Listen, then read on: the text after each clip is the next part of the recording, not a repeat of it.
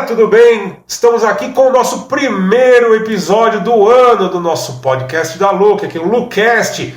E aproveitar aí para desejar para vocês aí um excelente início de ano e próspero 2025 para todos vocês aí, nossos parceiros, todo mundo que assiste aí o podcast conosco. E hoje temos aqui a ilustre presença do nosso amigo e parceiro Samuel da MGS. Tudo bem, Samuel? Seja bem-vindo aqui em mais um episódio. Opa, obrigado. Agradecer aí a disponibilidade e poder trazer bastante conteúdo para nós aí. Opa, eu que agradeço, né? Agradeço aí pelo convite, né? Vocês dois aí. Também pela grande iniciativa aí da Look na disseminação do conhecimento, né? Do plástico, né? Eu costumo dizer aí, falo bastante, né? Que eu sou um pregador do plastianismo. O plastianismo é a cultura realmente aí do desenvolvimento do mercado do plástico, né? No nosso segmento, disseminar o conhecimento com o objetivo aí de que as pessoas aprendam e entendam um pouco mais sobre esse universo maravilhoso aí, né? É verdade, porque é um mercado assim que, como a gente está nele, a gente já entende que ele tem muito território a crescer. Só que tem muita gente que ainda fica com aquele, entre aspas, um pré-conceito, né? Aquele conceito assim que ainda não está tão bem formado. Sim. Com relação ao plástico. Mas será que ele vai ser melhor do que um metal? Porque eu já trabalho há tantos anos assim, por que eu vou às vezes alterar um projeto? Quando às vezes hoje temos plásticos que são, dependendo da sua finalidade, eles são até mais características superiores, né? A outros materiais que a gente já vem há décadas trabalhando, né? Sim, sim. E aí com o conhecimento a gente consegue entender aí que existe bastante nicho para a gente conseguir ainda fazer substituições ou projetos que já são desenvolvidos com os plásticos, né? E aí você tem bastante conteúdo, né, para falar aí até referente à diferença de plásticos, né? Bom, eu acabei falando demais até, mas vamos ouvir bastante aí você aí, o referente a essas qualidades, né, de plásticos também. Não, exatamente. O plástico, na verdade, quando eu vou dar treinamento, né, inclusive eu já vim aqui dar um treinamento para vocês, eu vou nas revendas, e a gente percebe que dentro do nosso mercado de plásticos, dos 2 últimos anos para cá, né, com o trabalho de marketing digital, inclusive vocês, né, se posicionando também como uma marca que tem divulgado esse conhecimento, as pessoas elas têm visto, né, o vendedor de plástico já de uma forma diferente, porque vocês dois são vendedores, né? Eu também sou um vendedor de plástico. E até quando alguém perguntava assim para você, Júnior, o que você faz, cara, da vida? E daí você fala assim, poxa, eu vendo plástico. O que as pessoas pensavam? Ah, você vende Tupperware? Sacolinha. Você vende sacolinha no sinaleiro, né? Então, justamente esse posicionamento, né, que tanto que vocês estão tendo, né, e outras marcas também, mas vocês, assim, eu percebo que como um pioneirismo, né, nesse contexto de posicionamento realmente do plástico de uma forma diferente, mais educativa, de uma forma mais simples, né, porque querendo ou não, nosso produto ele é um produto técnico, mas que você precisa tentar transferir esse conhecimento técnico para o conhecimento do dia a dia das pessoas, né, porque você é um engenheiro, você pode ser um engenheiro e tal, mas como que você vai transmitir esse conhecimento de uma forma mais simples para as pessoas? E a gente vê que vocês têm se posicionado também a respeito disso. E a gente tem mudado a visão, né, do vendedor. Achava que você ficava no sinaleiro lá vendendo sacola, vendendo Tupperware, né? Mas não, o nosso produto, eu costumo dizer que é um produto que transforma o Brasil, transforma a vida das pessoas e está presente na vida de todas as pessoas. Porque ela está presente dentro de uma indústria, até o produto que eu uso na minha casa teve um produto ou um plástico de engenharia que dentro do seu processo produtivo, ele teve uma participação ali para a obtenção daquele produto final. Então eu estou muito feliz de estar aqui com vocês e vamos lá, manda as perguntas aí que se eu souber eu vou responder. Eventualmente a gente sempre recebe, né? Sim. Via rede social, até com nossos clientes mesmo, a gente faz visita em loco, né? Vamos ao local de visitar clientes e sempre tem aquele, essa máquina já usa esse. A gente precisa manter esse, a gente consegue fazer alguma alteração, de repente está usando um plástico que é muito superior ao que ali precisa, né? Então tem bastante dúvidas assim que vem chegando. Sim. E aí uma delas, até anotamos aqui, né, com a ajuda do nosso marketing, qual é a principal diferença entre o nylon 6.0 e o nylon 6.6 em termos de propriedades e aplicações? Tá, o nylon, na verdade, né, o nylon 6 e o nylon 6.6, o nylon é o nome comercial. O nome científico dele é poliamida. Vocês devem saber, né? Tem a poliamida 6, tem a poliamida 6.6, tem a poliamida 12, tem a poliamida 11. Então, na verdade, o leque de poliamidas, ele é muito grande, né? São vários os tipos. Dentro do processo de transformação de plástico, existe a extrusão, existe a injeção, existe uma série de processos de transformação do plástico, né? Que o plástico, na verdade, ele é um polímero, né? A gente fala, não tem como falar de plástico sem entender o conceito de polímero.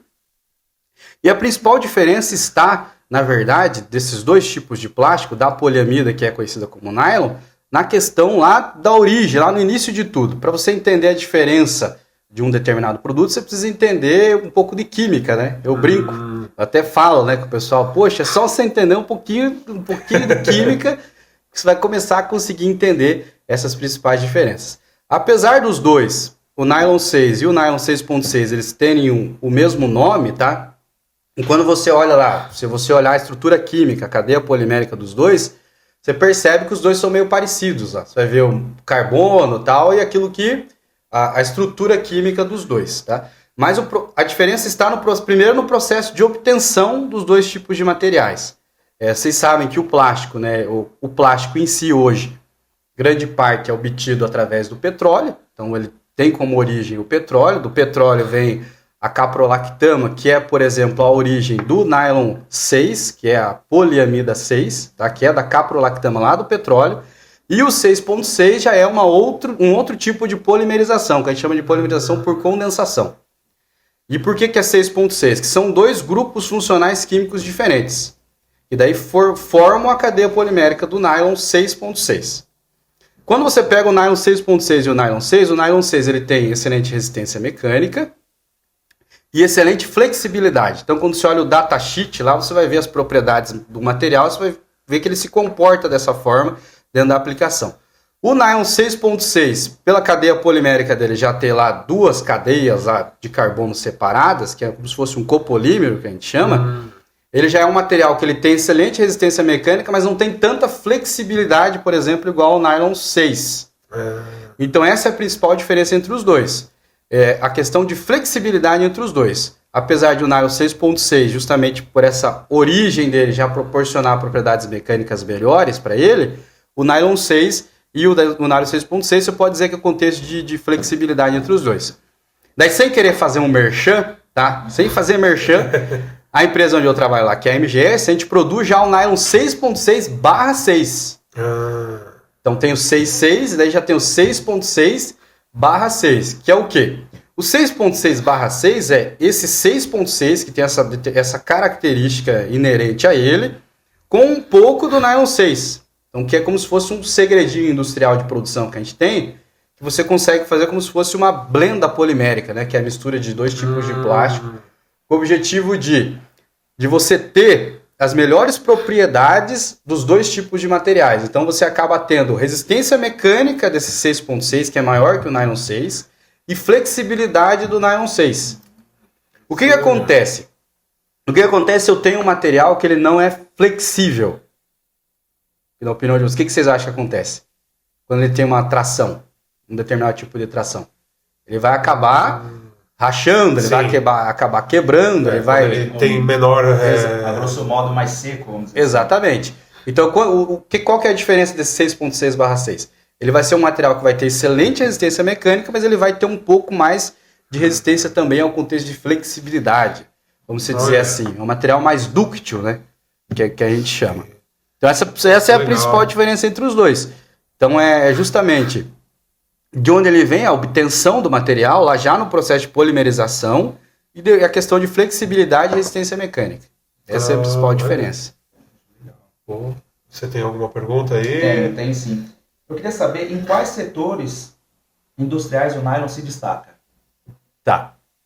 O nylon 6 é justamente, quando a gente vai falar de aplicação, né, dos setores de onde os produtos eles podem ser utilizados, Tem um rapaz que trabalha lá na empresa comigo, que eu sou formado em engenharia, né, mas ele é psicólogo, ele trabalha em vendas. Ele diz assim, Samuel, o produto é como se fosse uma pessoa.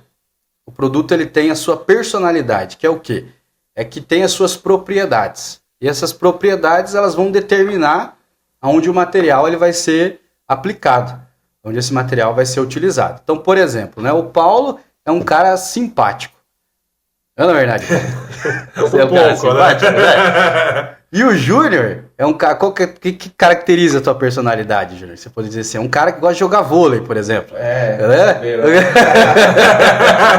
Tá? Então essas características, tá, desse produto é o que vai determinar. Então a gente vê muito a poliamida 6, o nylon 6, por exemplo, um exemplo da aplicação, ele é usado muito na indústria agrícola, ele é usado na mineração, ele é usado na indústria automotiva. Então onde você necessita de resistência mecânica, vamos dizer assim, e em peças como engrenagens, parafusos, roscas sem fim, você pode estar utilizando o nylon 6. Vamos para alguns exemplos. Por exemplo, mineração, roletes para mineração. Né? Hoje existe um mercado que produz aqueles roletes para mineração que nós já produzimos, ou nós já fornecemos, por exemplo, tubos de nylon 6 para aquela determinada aplicação. É um dos exemplos, por exemplo, hoje que é utilizado muito rolete de nylon 6. Porém, também, dentro dessa aplicação do rolete de nylon 6, o pessoal se aprofundou um pouco na pesquisa e eles descobriram que poderia utilizar o PAD, por exemplo, também já em algumas aplicações do polietileno, porque não se fazia necessário tanta resistência à tração, por exemplo, quando você compara o nylon 6 com o PAD. E o PAD é mais barato, tem peso específico menor. Em algumas aplicações também já foi feito um rolete também de PP, de polipropileno, onde tinha o transporte, por exemplo, ali era de produtos químicos. Então, o PP, por ter mais resistência química que o nylon 6, foi utilizado um rolete de PP. Tá? Olha só. Daí, por exemplo, também tem uma aplicação onde o nylon 6 foi aditivado com anti-chama. Porque existe um risco muito grande, por exemplo, de pegar fogo, né? Esquenta, aquece, acaba pegando fogo. Depende até do minério que está circulando ali. Exatamente. Então, o pessoal usou nylon 6, que é uma poliamida, com aditivo anti-chama. Então tudo depende muito do contexto da fala muito, aplicação. É bom entender, né? Sempre entender o que o cliente vai fazer mesmo. Porque às vezes a gente pode até dar uma sugestão melhor, como já se coube o PP e o PAD. Não necessário também o nylon, né? Exatamente. Então por isso que é bom a gente sempre entender o que o cliente vai fazer, onde vai ser usado. Isso, exatamente. Né? E a visita é importante, né? Justamente por isso. Daí você vai conseguir entender o contexto de tudo ali e vai poder determinar qual é o melhor tipo de plástico. Mas hoje o nylon é presente muito no mercado agrícola, hoje que a gente percebe, né? Mercado agrícola, mineração, indústria automotiva, grande parte de todos os setores industriais você vai conseguir estar utilizando a poliamida, o nylon 6. Porém, sempre com a observação de que você precisa entender o contexto ali para poder estar indicando, né, o melhor tipo de produto. Não, perfeito. Deixa eu ver aqui. Vamos lá. Você acabou de citar o PAD, né? E por coincidência, a próxima pergunta é exatamente sobre esse material. Qual é a principal diferença entre o PAD e o PP? A diferença do PAD e do PP é o seguinte: o PAD, que é o polietileno, né, de polietileno de alta densidade, o PAD ele vem lá no processo de polimerização do gás etileno e o PP vem do propeno, que a gente chama. Então, tudo vem do petróleo, né? Tudo vem do petróleo. Então, tem o polipropileno, que vem do propeno, e o polietileno, que vem do etileno. Os dois têm um peso específico meio parecidos. Eu acredito que vocês até consigam... vocês percebem, né? Que eles têm ali o peso específico meio parecido. Qual que é a principal diferença entre os dois? Justamente desde lá da origem, que nem eu comentei com vocês, de onde eles vêm e a composição da cadeia polimérica dele, ele vai determinar a característica do produto. O polietileno, em comparação com o polipropileno, a principal diferença entre eles é, por exemplo, a questão de resistência química, né? O polipropileno tem muito mais resistência química do que o polietileno. Existe também o contexto de resistência ao impacto. O polipropileno tem muito mais resistência ao impacto do que o polietileno. Mas basicamente os dois eles são das poliolefinas, né, que a gente chama, que é uma família de plásticos ali meio é uma mesma família. Pensa comigo assim, dois irmãos, mas que um gosta do São Paulo e outro do Corinthians, entendeu? Então, são parecidos, mas que possuem características ali inerentes a eles. Então, o PP, resistência química, o polietileno é muito utilizado pelo contexto de atoxicidade e tal, e também de justamente essa resistência ao impacto e de dureza também na indústria alimentícia, né, do que o polipropileno. Vocês veem que o polietileno é muito utilizado, né? É verdade. E também é liberado aí pelos órgãos aí de pesquisas, né, de tanto poliacetal também quanto o polietileno, né, para aplicação dentro da indústria alimentícia. Perfeito. Aqui também, indo na linha do PAD, né, em quais aplicações o PP se destaca e onde o PAD é mais vantajoso? Por exemplo, o mercado de bombas, né, de bombas e tal, o pessoal utiliza muito PP justamente pelo contexto da resistência química. Então, onde tiver envolvido o contexto de resistência química, obviamente que, sendo respeitado o contexto das propriedades mecânicas do material, porque o PP ele não tem tanta resistência mecânica assim, né? Você vai ter que partir para um outro tipo de plástico aí de alta performance, né? Mas o polipropileno ele vai atender. E o polietileno ele é muito utilizado na indústria alimentícia. Vocês veem aí já, é de praxe, né, do mercado dos plastianistas aí da vida, que o PAD está presente na indústria alimentícia, está nas tábuas de carne, está aí nos frigoríficos, os abatedouros e por aí vai. O polietileno está sempre presente, né? Eu estou separando até por cor, né? Agora é verde, como que é? Verde é folhagem, eu não vou fazer o merchan, mas tem uma linha nossa lá. Tem uma linha nossa lá que é assim, vermelho carne, azul peixe, entendeu? Porque, verde folha. Isso é legal, porque tem um cliente nosso que uma rede aí famosa de hamburgueria, né? Não posso falar o nome, para poder não fazer o marketing, né? Que eles, por exemplo, para evitar a contaminação cruzada dos alimentos, eles utilizam dentro do processo produtivo deles justamente essa filosofia de cor. É por isso que a gente teve a ideia, porque eles tiveram a ideia antes, a gente copiou. Então, o gestor de produção lá da fábrica, ele tem um problema de contaminação cruzada dos alimentos. Então, ele falou, vermelho, daí tem a linha lá que a tábua vermelha, por exemplo, vai ser só para carne, o hambúrguer, que seja. O verde é só para os vegetais. O azul é só para os laticínios. E por aí vai. Ele teve essa sacada, ele plantou dentro da fábrica essa filosofia da separação de cores para eles não se confundirem e saberem aonde manejar cada tipo de alimento de acordo com cada cor. E daí que veio o lançamento aí dessa marca nossa. Aí tá com cupom de desconto lá na internet, quem quiser comprar. Eu não posso falar o nome da marca. Não, tranquilo. Você tem aí? Tenho. Samuel, sempre fico curioso de saber um material que eu já tive algumas oportunidades de ver. É um material que chama PBT, que a MGS lá, ela produz, fabrica, né?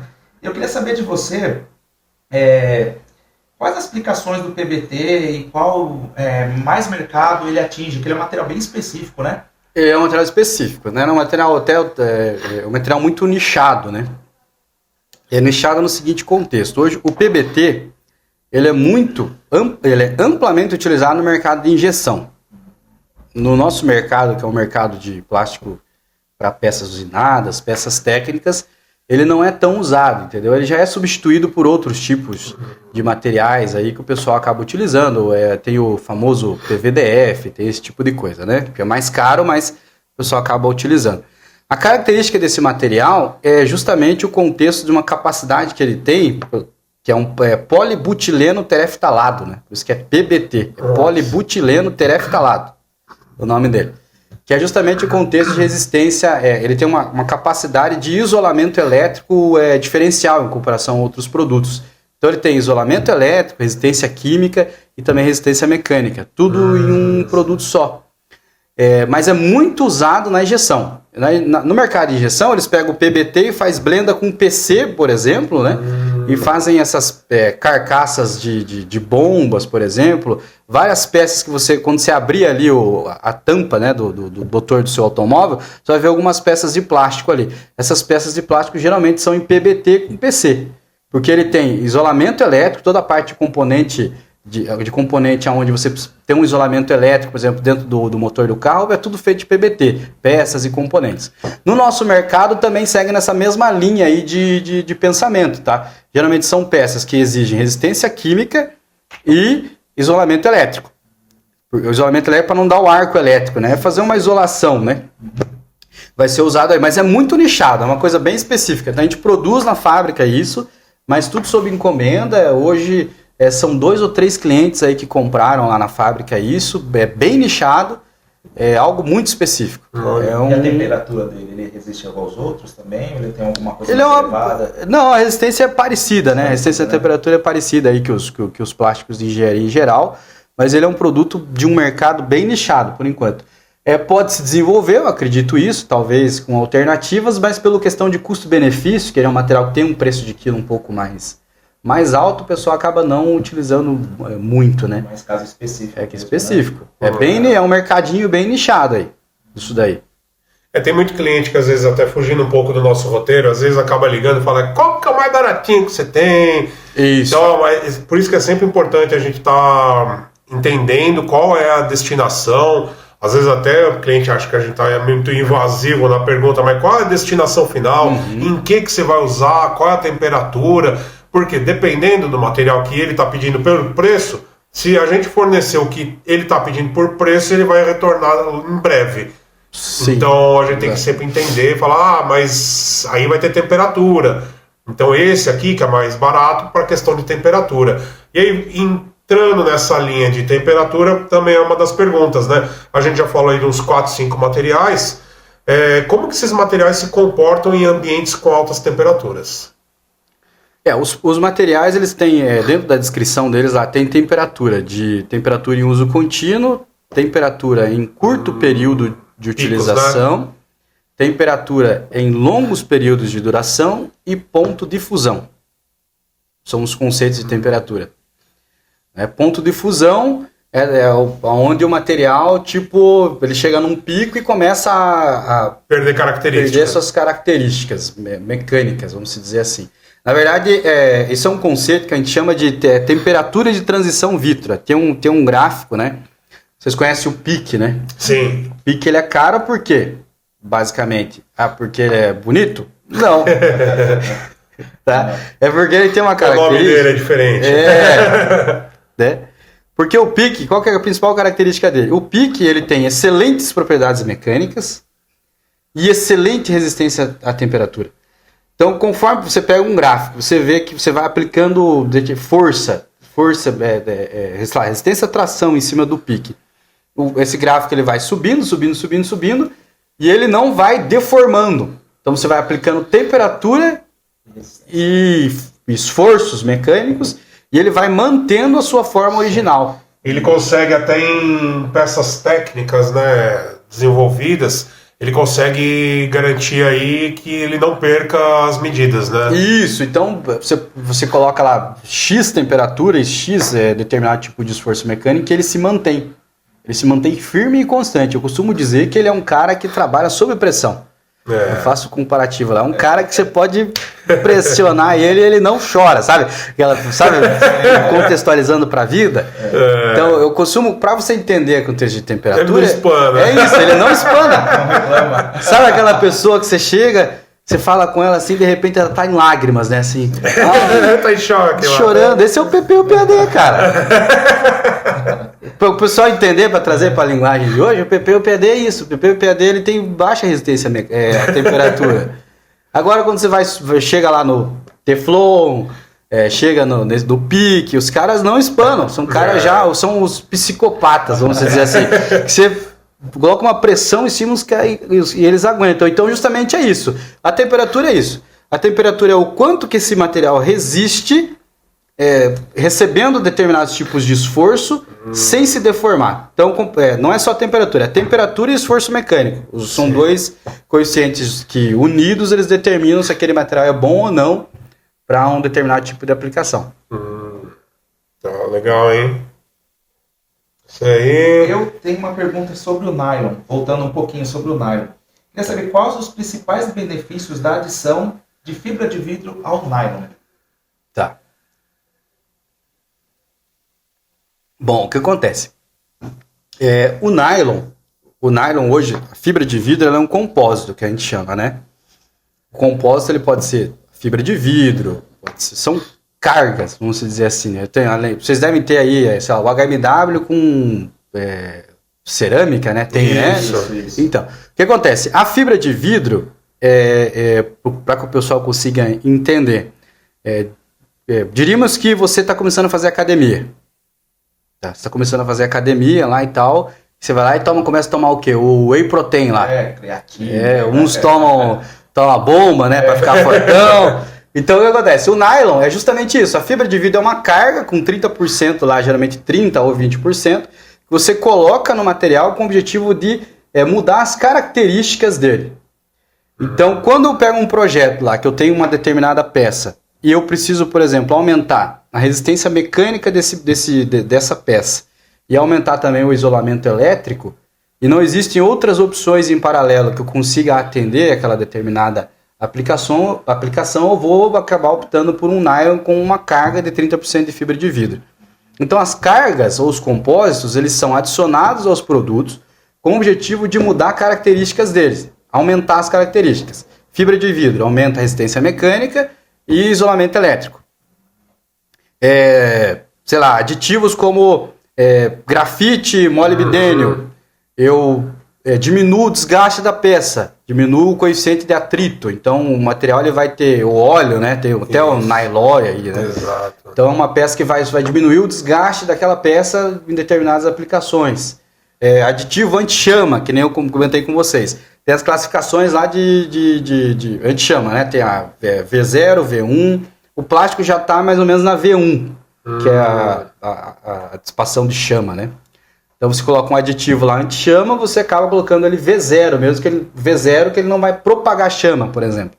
Então os aditivos, inclusive a fibra de vidro, tem esse benefício, que é o quê? Aumentar a resistência mecânica e também isolamento elétrico. Nós temos um caso onde um cliente foi fazer uma engrenagem e ele precisava aumentar a resistência mecânica, então a peça aguentar um determinado esforço ali, e foi sugerido, vamos trabalhar com a fibra de vidro, com 30% de fibra de vidro.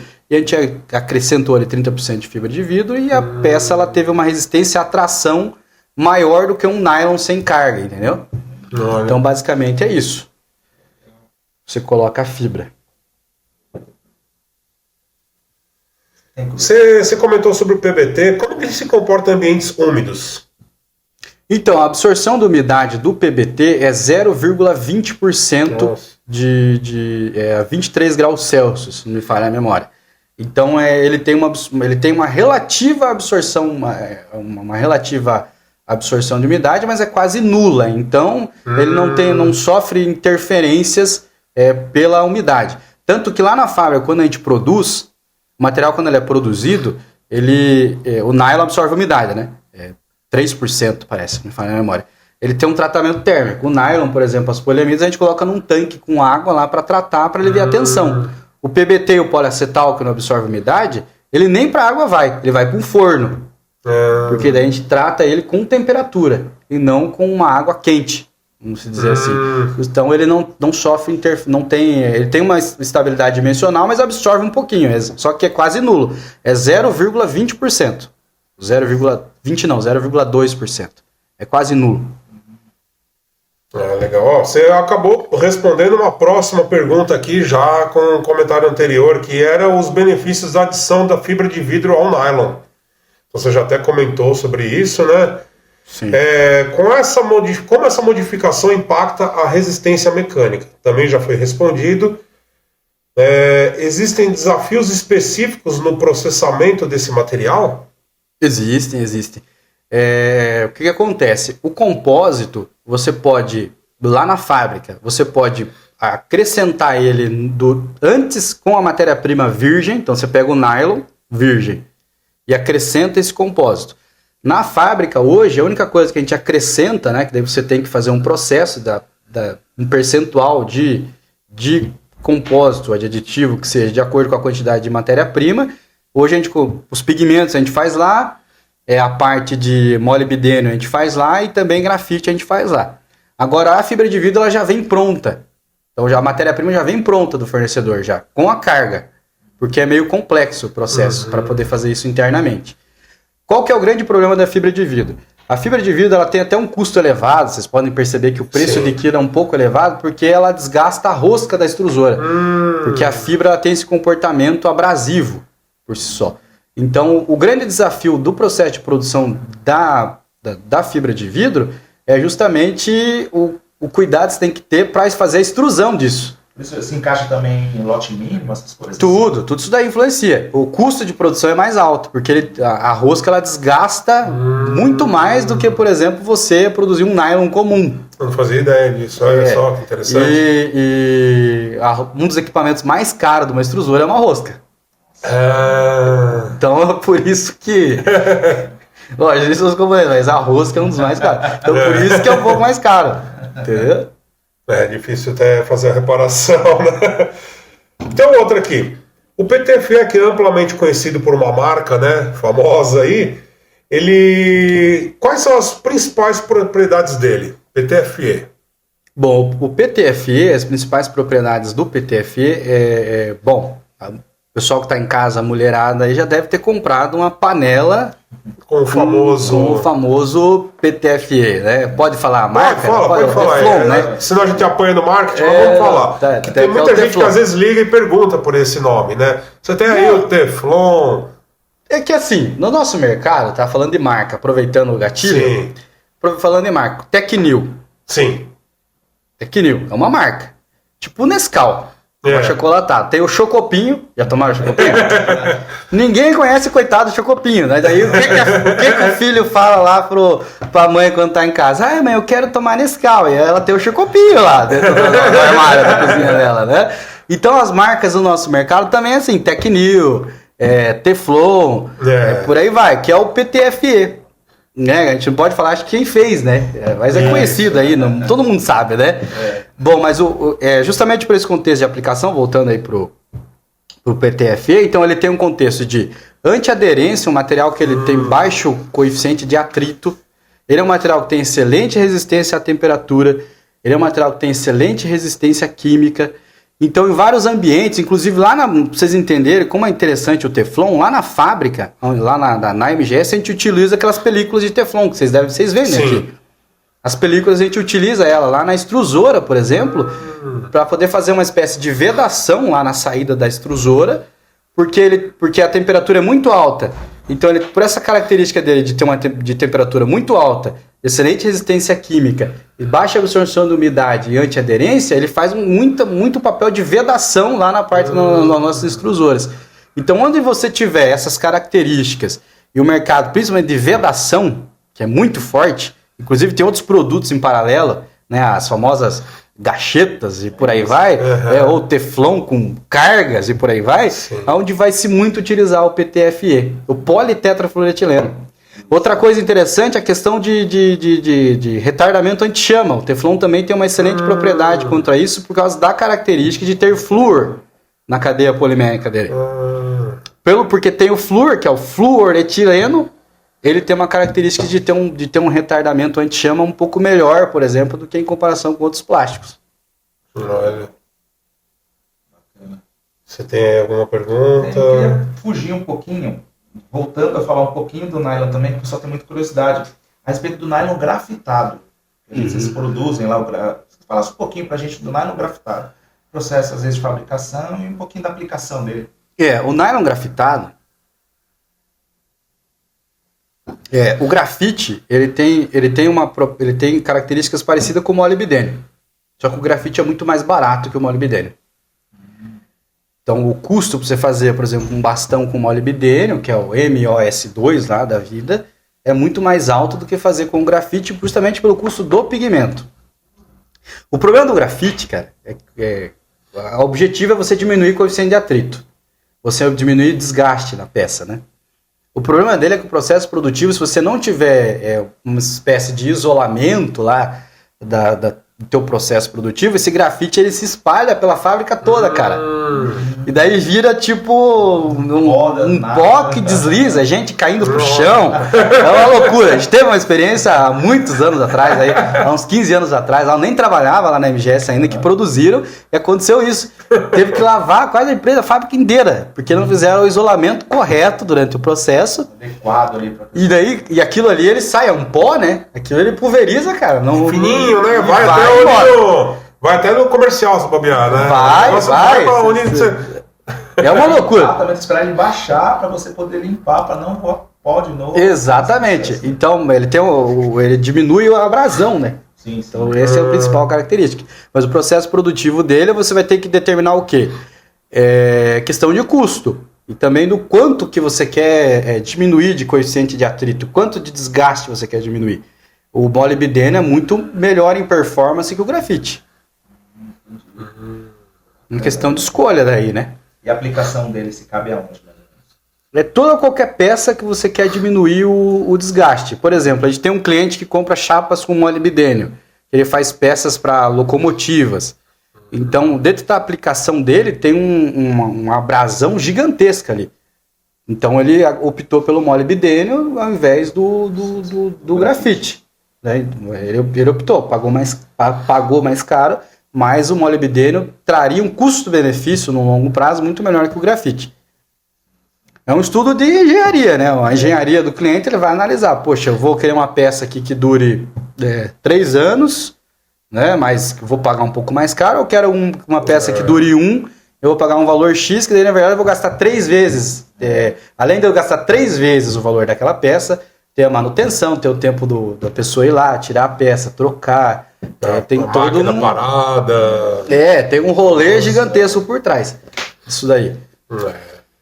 Bom, a gente tinha comentado sobre o PTFE. Aqui eu vou unir 2 perguntas. Em quais aplicações industriais o PTFE é indispensável e se há alguma limitação no uso do PTFE? O PTFE ele é indispensável, pelo que eu vejo hoje, justamente na parte de vedações, né? O mercado de vedação já usa amplamente o PTFE. A gente vende muito PTFE também para esse mercado de vedações. Agora, qual que é a dificuldade do PTFE, né?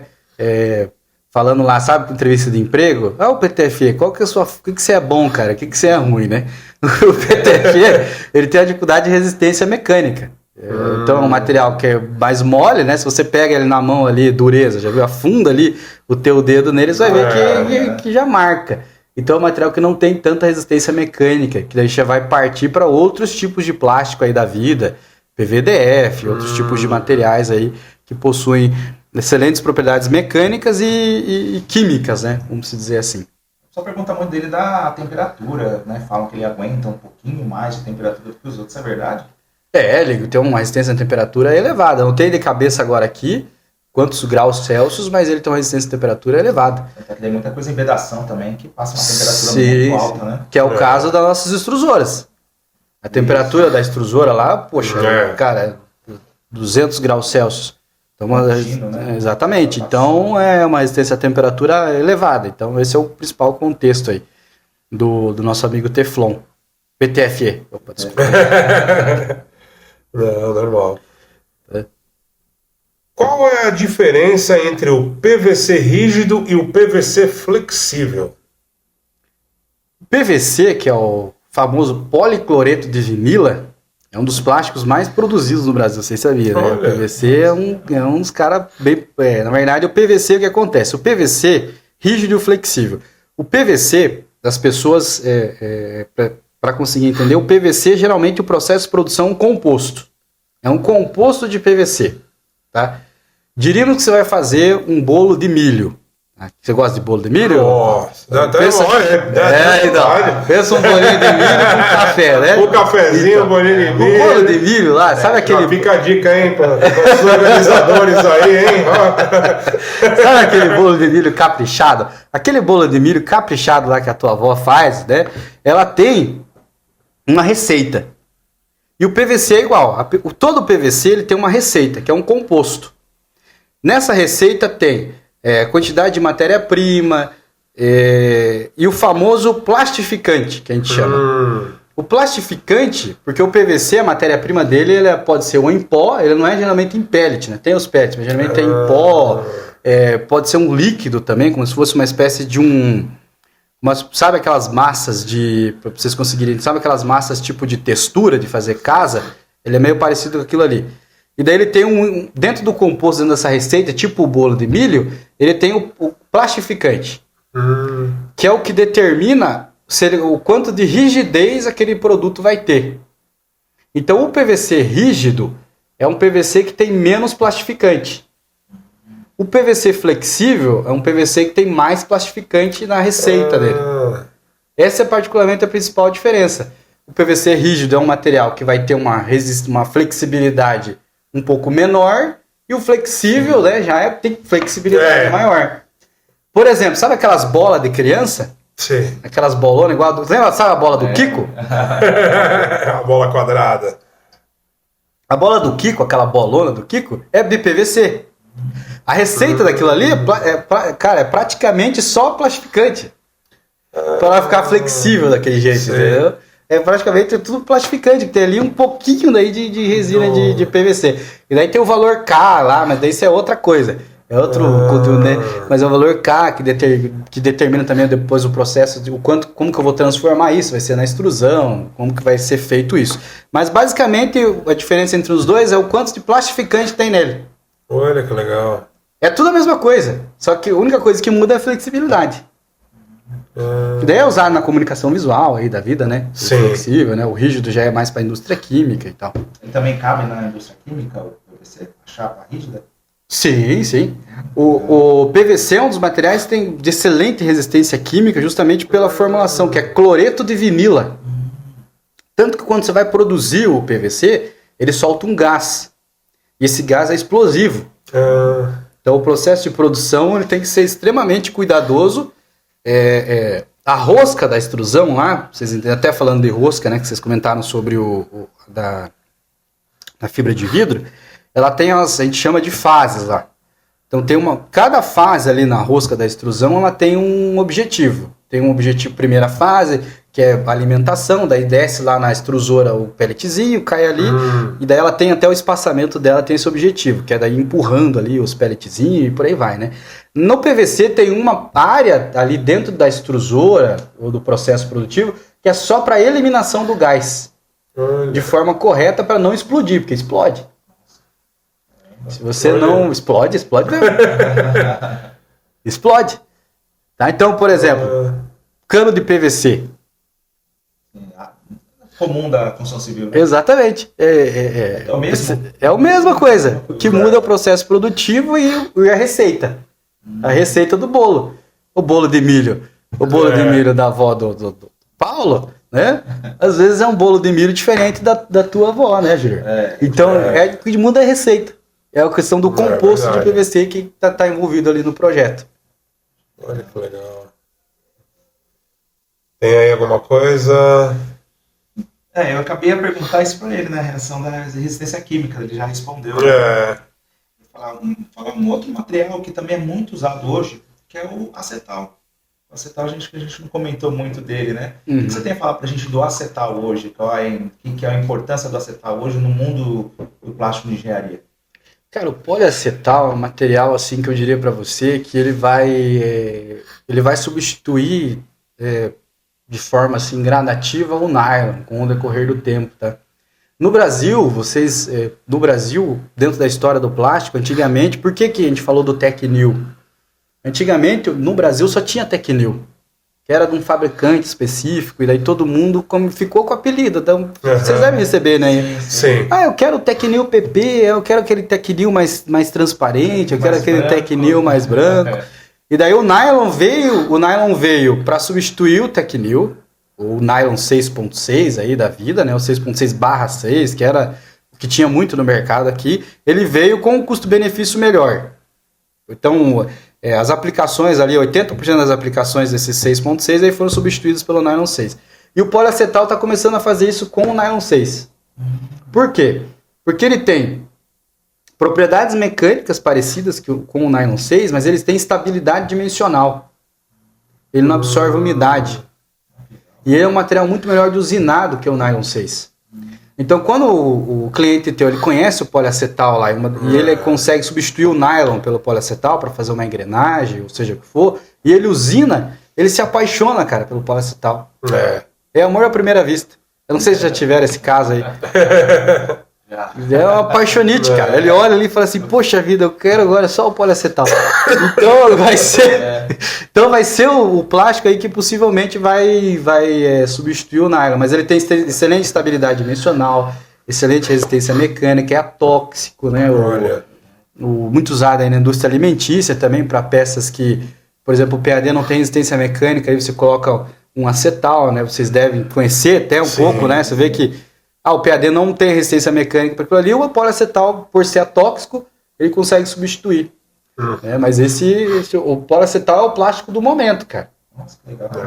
Se ele tivesse um Instagram, ia ter 1 bilhão de seguidores aí. O cara a gente percebe também que quando corta, ele solta um gás, né? Um gás meio cheiroso.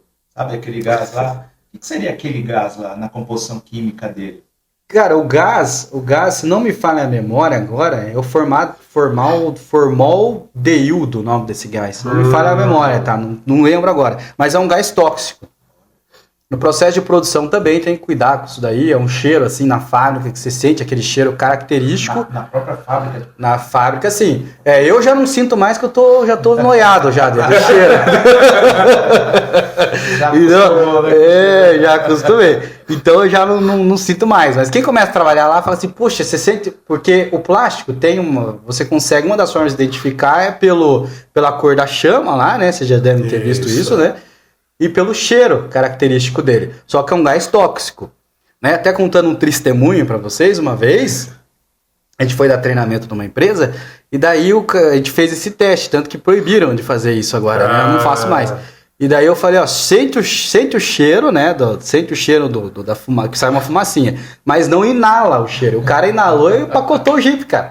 Nossa. Acabou com o treinamento. Passou mal. Se falar que vai ter nego aí tacando. Não, mas ele é tóxico, é um gás tóxico, não pode. Então tem um que é conhecido também que você joga na água, né? Mas aí você consegue diferenciar alguns plásticos, né? Qual que flutua, qual que afunda. Isso, pela densidade, né? Isso. Pela densidade. Mas o poliacetal é o cara aí, cara. Eu vejo que vai ser um plástico extremamente versátil, vamos dizer assim, né? Você tem alguma coisa para a questão do PVC, ele acabou matando as minhas últimas 3 perguntas aqui. Ele conseguiu já falar tudo. Que é para todos saberem aí. Então, as perguntas eram: qual a diferença entre o PVC rígido e o PVC flexível? Já foi. E aí, com a resposta, ele já matou. Quais são as principais aplicações industriais? E como o PVC se comporta em relação à resistência química? Bom, aí aqui, então, eu acabei. É interessante também que você começou a falar do poliacetal, né? Então o poliacetal ele também tem a característica aí da atoxicidade, né? Isso. Podendo ser utilizado na indústria alimentícia. Poxa, bacana. Esse daí é... Porque quando fala em...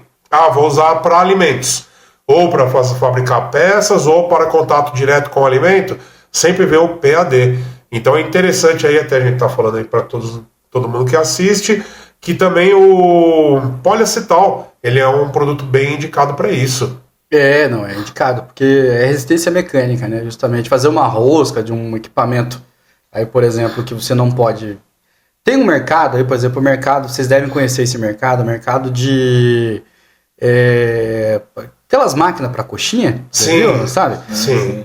Vocês conhecem, né? Sim. Então, o que acontece? Tem uma rosca ali que vai ali internamente para a parte da massa, que às vezes a necessidade tem que ser de poliacetal, pelo contexto das forças envolvidas ali. O PAD ele não tem essa resistência, né, mecânica, sim, entendeu? Entre outros mercados, por exemplo, mercados de indústria médica, o pessoal tem utilizado também o poliacetal para fazer alguns determinados tipos de peça, né? Então é uma série de mercados versáteis aí que o poliacetal consegue se... Desculpa até te cortar. Ele é usado também em indústria de sorvetes, eu já ouvi falar. Sim, é usado. As formas de picolé. Isso. Também indica para isso, né? Exatamente, também tem. Então são várias as aplicações. Várias aplicações. De temperatura, como que é o poliacetal? O poliacetal é 110 graus Celsius, se não me falha a memória agora, em uso contínuo, né? Bom. Para linha de produção, né? É bem legal. Tem mais alguma aí, Bruno? Bom, eu do nylon hoje eu já consegui extrair bastante coisa aí desse programa aí, viu? Não, excelente. Samuel, no começo do nosso podcast a gente comentou aí também sobre a importância de entendermos sobre os plásticos, né? Eu falo entendermos nós como vendedores, né? Porque sempre chega algumas dúvidas, tem o cliente que já tem o time de engenharia e ele vai trazer ali o material que ele quer e ponto. Agora tem muito cliente que às vezes ele, eu tô com uma máquina aqui, eu preciso fazer uma modificação nela, e eu não sei qual é o material que tem nela, por causa que foi uma peça importada, uma máquina inteira importada. Eu sei que ela trabalha a X temperatura, a X pressão, e aí a gente sempre tem que entender essa real necessidade. Eu gostaria que você falasse um pouco aí, explicasse pra gente aí o porquê dessa importância de entendermos as características dos materiais, né?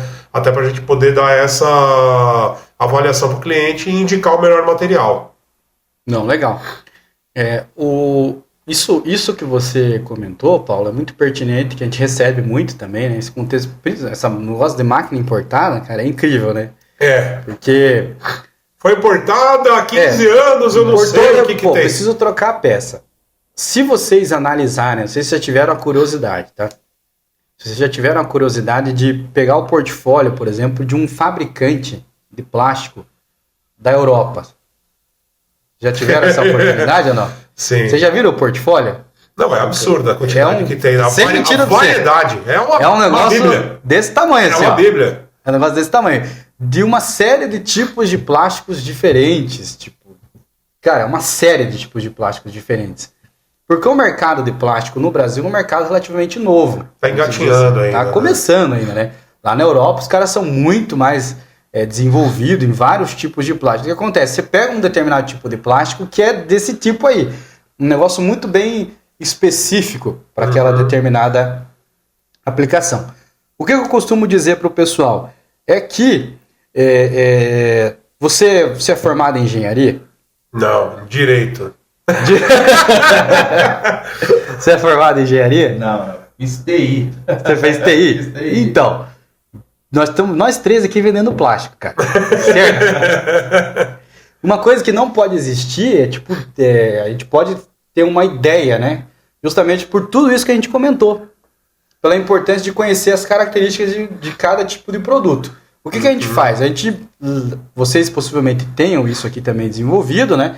Uma espécie de ficha de avaliação técnica do produto, que você encaminha para o teu cliente e ele preenche com perguntas preponderantes ali, que estão vinculadas ao contexto daquele projeto, e você vai chegar a uma sugestão de produto. Olha, meu amigo, de acordo com o que você disse aqui, nós temos uma sugestão de produto para você. E dependendo do contexto da aplicação, você vai dar aquelas 3 ou 4 sugestões. Se você possivelmente o cara vai ter uma engenharia, né? Ou algo assim. Se ele não tiver, você tem que ter obrigatoriamente um braço direito, um instituto de pesquisa, ou a possibilidade de fazer um teste antes de você poder colocar aquele equipamento para funcionar. Ainda mais se for um equipamento que envolve vidas, que envolve segurança, que envolve custos altos. Se não der certo, vai lascar. Uma linha de produção automotiva parada por Exatamente. 10 minutos já é bem comprometedor. E é muito legal dizer que o quê? Que o datasheet, né, ou aquela folha com as propriedades que você utiliza, aquilo é valor de referência, a gente chama. O que é um valor de referência? Um valor de referência é um coeficiente. É um coeficiente que não seria uma média, né? É um teste que foi feito com aquele produto, que chegou naquele número que você utiliza numa equação experimental, vamos se dizer assim. Experimental. A Embraer, ela faz um projeto experimental do avião dela, mas ela testa antes todos os equipamentos para ver se aquilo ali vai realmente resistir àquele contexto da aplicação, a temperatura, a resistência à tração, resistência à compressão, resistência à flexão. Vocês devem acompanhar isso, né? As engenharias e as fábricas grandes, eles têm os seus próprios laboratórios e os seus métodos de teste. Se você não tem a capacidade de fazer isso, você precisa ter um parceiro para conseguir fazer isso. Ou se é uma aplicação mais simples, uma sugestão de um determinado tipo de produto e uma avaliação do comportamento daquele produto, né, juntamente com o teu cliente. Mas no plástico e na aplicação dentro da engenharia não existe, eu costumo dizer assim, muito de achismo, né? O que existe é uma dedução, uma sugestão. Olha, de acordo com a tua aplicação, de acordo com a peça que você enviou, você já deve ter pegado peça, por exemplo, eu já peguei. De plástico, cara, que você não, às vezes você não consegue dizer o que é aquilo ali. Porque justamente é um plástico diferenciado, um plástico veio de fora do Brasil, com um determinado tipo de aditivo. Se você quiser descobrir, você tem que mandar no laboratório para abrir a cadeia polimérica dele ali e descobrir. Ah, é um nylon com 30% de prozinha de pim-pim-pim, um negocinho aqui em cima, entendeu? Daí você vai conseguir sacar. Mas pelo contexto da aplicação em geral, já você consegue, né, com essas informações básicas que vocês divulgam, a determinar o melhor tipo de aplicação. Mas é sempre importante ter um respaldo de um engenheiro, de um responsável técnico, que certifique o teu experimento. Sempre tem que ter. Uma peça, a gente chama lá, a peça tem o chamado lá diagrama de corpo livre, que a gente chama, que daí tem as forças que vão estar envolvidas, né? Por exemplo, quais são as forças que estão aqui presentes entre nós agora? Tem a força do pensamento positivo de todos nós, né? Vamos vender. E vamos vender bastante, nós podemos chamar. Tem a gravidade, por exemplo, né? A gravidade é uma força, né? Então, dentro de uma peça também, você vai pegar a peça, vai ter a força. Vai ter a força de tração, vai ter compressão, flexão, uma série de fatores ali que você tem que calcular e você chega numa conclusão dos coeficientes, experimentalmente. Certo? Sim. Depois, você precisa testar isso para você concluir que aquilo realmente é o indicado. A gente já teve problema já. Já teve casos de pessoas que foram pelo experimental e não colocaram fatores de tolerância correto e que a própria engenharia do cliente errou. E era uma aplicação complexa. Vocês entenderam? Então é sempre bom ter em mente isso. Esse contexto nós vendemos, que nem eu digo para você assim, nós vendemos plástico de engenharia. Vocês devem atender bigs clientes aí, cara. Sim. Então, o faturamento nosso aqui, o faturamento de vocês, ele nem se compara, às vezes, com o faturamento aí, cara, dos clientes que vocês atendem, né, na verdade? É só um componente, cara. É só um componente ou uma peça que tu coloca numa máquina que vende um produto, quem sabe, o que produz algo ali. Sim. E você não tem nem ideia do valor em cifras e em dinheiro. Se aquela tua peça não der certo, vai trazer de problema para o teu cliente. Exato. Então sempre tenha como apoio o respaldo de um responsável técnico. Ou realmente, às vezes, nas aplicações mais simples, você vai saber, né, o que indicar, né? Mas aplicações mais complexas é sempre bom um trabalho de desenvolvimento em paralelo. Nessas aplicações complexas, né, eles sempre deixam bem ciente. Falam, ó, essa máquina ela é parada para manutenção programada a cada X meses. Então, aí já tem um time todo por trás para fazer já o estudo, então já vem com aquilo pronto e não pode ter variação. Então, assim, uma parada, eles já até deixam claro. Se isso aqui parar, me der problema, eu vou ficar tantas horas parado, vai me gerar tantos milhões por dia. Aí você, nossa, daí você começa a entender, né? Mas esses caras, eles têm um time gigantesco por trás. Isso aí. Eles chegam às vezes com a coisa pronta. Exato. A maioria dos clientes, alguns já pede, né? Já. Cara, eles pegam ali aqueles datasheets ali, eles desmembram tudo aquilo ali, fazem teste.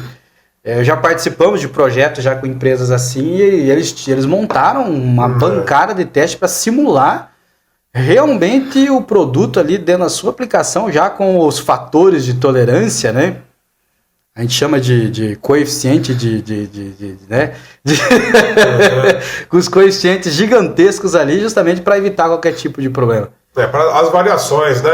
Trabalha tantos graus, mas lá eles vão estressar ele no máximo. Ao máximo para falar, não, então tranquilo, aqui ele aguenta isso tranquilamente. Eles vão colocar bastante energia, temperatura, tração. Vai falar, não, se ele aguentou isso aqui que é o diário, ele vai trabalhar tranquilo. Vai aguentar. Como você falou, né? Tem empresas que às vezes trazem alguns projetos que para nós a gente fala, nossa, olha isso, que legal. E para os caras é que nem o que a gente compra de papel higiênico quase no mês, Isso, né? Exatamente. É assim, para nós, fala, nossa, olha que material legal, bacana, né? Às vezes até um valor expressivo, mas para os caras que são gigantes é manutenção do dia a dia. Exatamente. A indústria automotiva, né? Às vezes a gente vende uma peça desse daqui, mas lá, olha quanto vai ser o custo do carro, naquela peça que a gente está fazendo para o cliente lá da indústria automotiva. Exatamente. É uma peça, a gente acha que poxa, um projeto lindo, mas aquilo que agrega valor lá no final, lá pro final do carro, né? É interessante isso daí também. Exatamente. É verdade. Você tem mais? Eu tenho. Uma pergunta que foge um pouquinho do nosso contexto hoje, né? Queria saber de você, qual que é o perfil do vendedor hoje de plástico de engenharia? O que você imagina que ele tem que fazer para poder ter uma performance melhor nas vendas? O que você acha hoje que o vendedor de plástico de engenharia precisa saber, entender um pouco, para poder ter uma performance melhor nas vendas aí? Bom, o universo de plástico de engenharia, o vendedor de plástico, o nosso mercado ele é nichado. Sim. Né? É muito nichado. Então eu comecei com 13 anos atrás, né, com isso, vender plástico. O Júnior já está com quanto tempo, Júnior, desse mundo aí de plástico? Uns 15 anos já. 15 anos, né? Você, Paulo? Eu fico até com vergonha agora, né? Eu tô uns 4 anos. Não, sim. Mas diga comigo, eu queria que vocês respondessem uma pergunta para mim. É um negócio meio apaixonante ou não é? Sim, não. Quando você entra nele, você fala, mas o que é isso, né?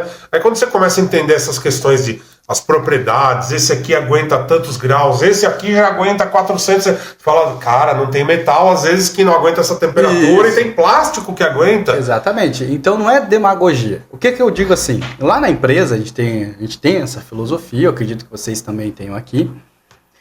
De uns anos para cá, antigamente, tá, nós que somos fábrica, os fabricantes, tinha uma cultura de o vendedor ser só um tirador de pedido. Sim.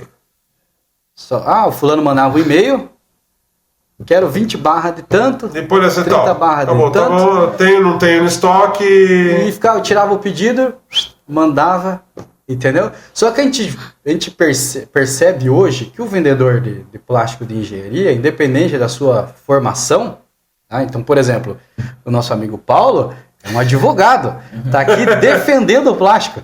Entendeu? Então, independente da formação, a gente vê hoje várias formações no nosso mercado aí, né? A gente percebe que o vendedor ele não é mais só um vendedor ou um tirador de pedido, porque daqui uns 10 anos, cara, a inteligência artificial vai começar a tirar pedido. Você não vai ficar mais tirando pedido. Mas justamente o entendimento de como o vendedor é um consultor agora. Uhum. É um consultor, é alguém que entende, porque o plástico ele está presente em todos os mercados que você possa imaginar da nossa indústria, em todos. Em todos os mercados.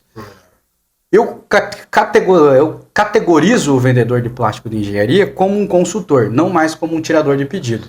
Tá? Como alguém que entende as necessidades do seu cliente e justamente ele tem um desafio de tirar o preconceito que existe no plástico. O próprio especialista, né? O próprio especialista. E de elucidar o conhecimento do plástico. Porque até mesmo dentro da própria academia hoje, dentro das academias, a cadeira de polímeros, que é o que a gente chama, que polímeros é elastômeros, fibras e plástico. Elastômero, borracha, fibras, são as fibras de carbono da vida, e plástico, que é o que a gente trabalha, né? Ela não é tão voltada dentro do contexto da educação ainda. Ela é muito...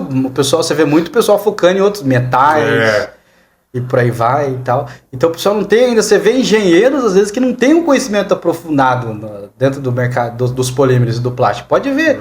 Para eles é nylon, né? Daí ele liga aqui para você e fala, fulano, tudo bem? Eu quero esse nylon aqui. Manda foto para mim. Daí você vai ver PP. Você já deve ter pegado a amostra que manda, né, Paulo? É verdade. A amostra pra gente, eu quero esse nylon. Eu quero esse nylon. E o cara, às vezes, ele é engenheiro, mas é porque não é da cultura ainda, como eu disse pra vocês, o mercado ele tá engatinhando, ele tá começando. Então eles estão começando a descobrir o plástico. E esse trabalho está sendo feito pelos fabricantes, por vocês, como um trabalho de pioneirismo, de divulgar conteúdo, de falar sobre o produto. de mostrar, por exemplo, que um pique da vida tem resistência à temperatura a tantos graus Celsius e vai trazer um custo-benefício muito melhor para ele no longo prazo, se você comparar com uma peça de metal aí da vida, isso está trazendo conhecimento pro pessoal e está desenvolvendo o nosso mercado. Hoje as pessoas começam a olhar diferente já para o plástico. Sim. Já começam a olhar para o plástico de engenharia de uma forma diferente. Mas cabe a nós, até aproveitando ainda, a gente incentivar cada vez mais, né, os vendedores aí, de se aprofundarem cada vez mais no conteúdo. Eu digo para vocês com toda clareza, tá? E com toda certeza, que aqueles que não se aprofundarem nos conteúdos, que as empresas que não se posicionarem digitalmente, que não se posicionarem em contexto de conteúdo, em ser não só empresas que não são tiradores de pedido, vão ficar fora do mercado. Por quê? É só mais um, né? Exatamente. Por quê? Desanimando, porque não quis aprender, se aprofundar. Porque o vendedor de plástico, ele trabalha em várias empresas, né? Ele trabalha aqui. Tem uns caras que rodam no mercado. Exatamente. Né? Então, o vendedor de plástico, ele entra no mercado, ele fica, geralmente. É difícil ele mudar, né? Então, vai ficar de fora do mercado. Por quê? Porque hoje, as pessoas elas têm muito acesso à informação, não é igual antigamente. Você entendeu? E as pessoas precisam hoje de empresas que transmitam autoridade naquilo que estão fazendo e confiança, principalmente. E mostrar que sabe o que está vendendo. Então, esse é o grande diferencial. E o plástico está formando aí os seus influencers digital, né? O Paulo aqui, tá vendo? Tá cantando a boca do balão, ele já tá famoso? Já. É engraçado. Estão pedindo pra tirar foto. Esses dias, né? Às vezes passo na recepção, tem algum cliente e fala, olha ele ali. Então essa questão de posicionamento é muito importante, né? E do vendedor também. Então o vendedor, com o tempo, ele vai se tornar um consultor. Ele já é um consultor, né? Tem que ser alguém que está inteirado ali do assunto. É um produto técnico, gente. É um produto que você precisa conhecer ele para poder tá vendendo, oferecendo melhor aí pro seu mercado, né?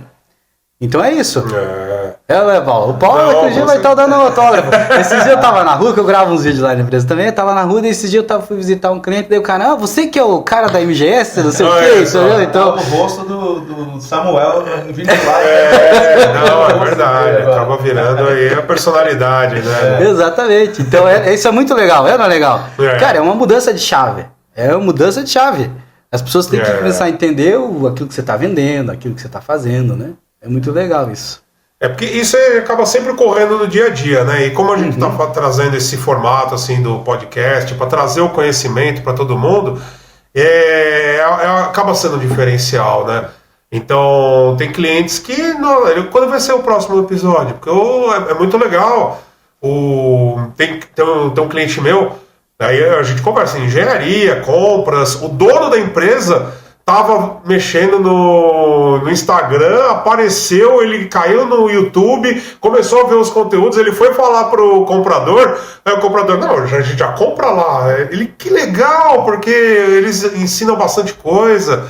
Então, assim, é até engraçado, né? Porque você vê como acaba trazendo aí um resultado bem positivo, né? Não, sim, as organizações elas estão mudando, né? As empresas estão mudando. Então a gente percebe esse reposicionamento, traz autoridade para a marca, traz uma série de gatilhos, né? O pessoal do marketing gosta, né, dos gatilhos mentais, né? Então traz uma série de gatilhos que reforça a questão da autoridade. Então, Júnior, o que é legal, cara, quando você fala em vendedor? Eu conheço o Júnior da Look Plásticos. Eu conheço o Paulo da Look Plásticos. Eu não conheço só do cara vir aqui me visitar. Pô, o cara faz conteúdo e tal. E não só e não é vinculado só a questão da empresa, viu? Na tua carreira, cara. Pô, o cara não é só um vendedor, você entendeu? Pô, ele sabe o que ele tá falando, ele tá construindo um portfólio. Então os vendedores precisam ficar atentos com isso daí, cara. Porque o tirador de pedido já não... Já foi pra trás. É verdade. Já ficou pra trás, já. Porque precisa, né? Por mais que já aconteceu com uma empresa assim bem grande que eu atendo, eu fui fazer logo nas primeiras visitas, né? Primeira visita que eu fui lá, esse material que vocês estão usando aqui, quantos meses que tá durando? Ah, tá durando X meses, bem pouco. Eu falei, nossa, porque para a utilização de vocês deveria... No caso, eles estavam utilizando o PAD. Linha extremamente abrasiva. Eu falei, e por que não foi oferecido o HMW nesse caso?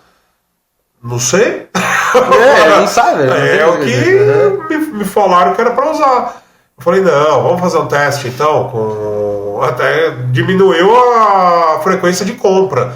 Aí falou, você ofereceu um material que para o cliente ele vai comprar menos com você. Eu falei, mas no nosso trabalho é o quê? É minimizar problemas. Exato. A gente precisa resolver o problema do cliente e não trazer mais. Então, assim, às vezes um antigo fornecedor, ela também não citou nomes, às vezes fala, se eu vender um produto muito bom, ela nunca mais compra. Mas o interessante é a gente estar indicando o melhor, porque apesar de ser uma venda, em vez de eu vender a cada 3 meses, eu vou vender a cada 8, 10, mas quantas horas aquela linha fica parada? Quando dá um pepino e a chapa levanta, começa prendimento de prender material, em caso de silos, tá prendendo material por trás. Então, gera uma série de coisas negativas para o cliente, né? Então, assim, então se um produto dá problema, a cada 3 meses aquilo vai ter que ficar parado, vai ter que contratar outro time para vir fazer a instalação. Então, assim, é uma coisa muito grande. Coisa que, como você falou, o tirador de pedido, ele não tem visibilidade disso. Não. E o que é legal?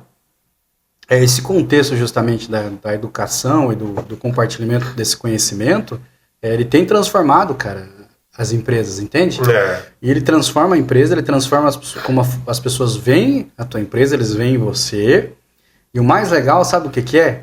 Qual que é o maior percentual, vocês acham hoje, de probabilidade de eu fechar um pedido? Qual que é a forma, por exemplo, a gente fala de inbound marketing, por exemplo, receber clientes, né? Eu estou recebendo clientes. Qual que é a maior forma hoje de aumentar minha taxa de conversão? Vocês acham? Vocês sabem ou não? Trazer aquela segurança para o cliente, né? Principalmente quando é esse inbound marketing, né? Que é o primeiro contato, o que vai gerar? Mas pensa comigo assim, você recebe pelo WhatsApp, pelo podcast aqui, sei lá, monta uma landing page, eu não sei. E daí você vai receber lá os clientes, né? Os leads. Qual que você acha hoje ainda que é estatisticamente a maior forma de você atrair clientes com a maior potencialidade de taxa de conversão? Qual que é? É indicação. A indicação já é a venda, praticamente. É 87%, cara, de chance de alguém fechar um pedido com você se ele indicar. Então, por exemplo, esse rapaz que assistiu o podcast aí, cara, ele ficou impactado. Esse cara do HMW, ele ficou impactado, porque você foi lá e arrumou a vida dele. E ele com certeza deve ter 5, 6 caras lá, empresário, que é amigo dele, que deve ter uma aplicação parecida. Ele, cara, fala com o Paulo lá, pô. O Paulo, ele veio aqui, olhou a chapa, o cara entende. Assiste lá o podcast dele lá. 87% é indicação, cara. Por isso que é importante, no caso do Paulo, fazer perguntas, né? Exatamente. Perguntar para o cliente o que ele usa, o que a gente pode estar oferecendo, e até entender o que o cliente precisa. Acho que é importante entender, né? E fazer perguntas para o cliente. Você usa no quê? Quanto tempo está durando? Está quebrando? Por que você está usando? Ou seja, por que você está comprando de novo? Sim. Porque eu acredito que é importante você fazer as perguntas adequadas para o cliente. Ele fica também feliz com isso e sabe que você está interessado em atender.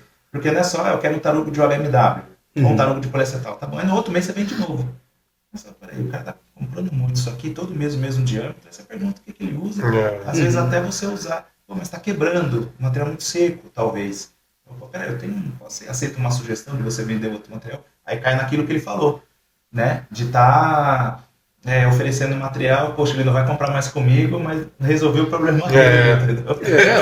Você vendeu, você mandar uma amostrinha, usa aí, cara, um pedaço só pra você ver aí, ó. Entendeu? E os caras vão indicar, eles começam a indicar. Fala, cara, compra lá com eles, pô, o cara é gente boa, o cara me ajudou aqui, é uma empresa confiável. É indicação. Indicação também uma das formas muito boas de conseguir cliente, né? Com certeza. Acho que por hoje aí conseguimos trazer bastante conteúdo, né? Solucionou aí grande parte praticamente todas as dúvidas que tínhamos aí, né? Nessa virada de ano aí a gente acabou ficando um pouco distante, mas quero agradecer aí imensamente aí a disponibilidade do nosso amigo aí para tá vindo aqui, trazer bastante conteúdo, explicou sobre materiais e vocês continuem aí também, mandando todas as dúvidas, vindo conversar com a gente aí. O que tiver a nosso alcance, a gente sempre vai estar aí dando um jeito para ajudar todos vocês. Obrigado, Samuel. Foi uma honra aí receber você aqui na Loop. Cara, foi muito rico aí a sua apresentação aí dos materiais. Muito obrigado, viu? Obrigado mesmo. Eu que agradeço vocês, né? Parabéns aí pela iniciativa de vocês, né? Eu também acompanho bastante, né? Pedir assim, eu sou um cara religioso também, né? Pedir que Deus abençoe vocês também grandemente, né? Amém, a todos nós. Os negócios aí de vocês e continue nessa batida aí, porque eu digo assim, com trabalho e perseverança, né, cara? E sem falar mal de ninguém, seguindo firme e forte, não tem o que não dê certo, né? Tá bom? Obrigado a todos aí. Qualquer dúvida, estamos à disposição. Opa, obrigado, viu? Obrigado. Valeu.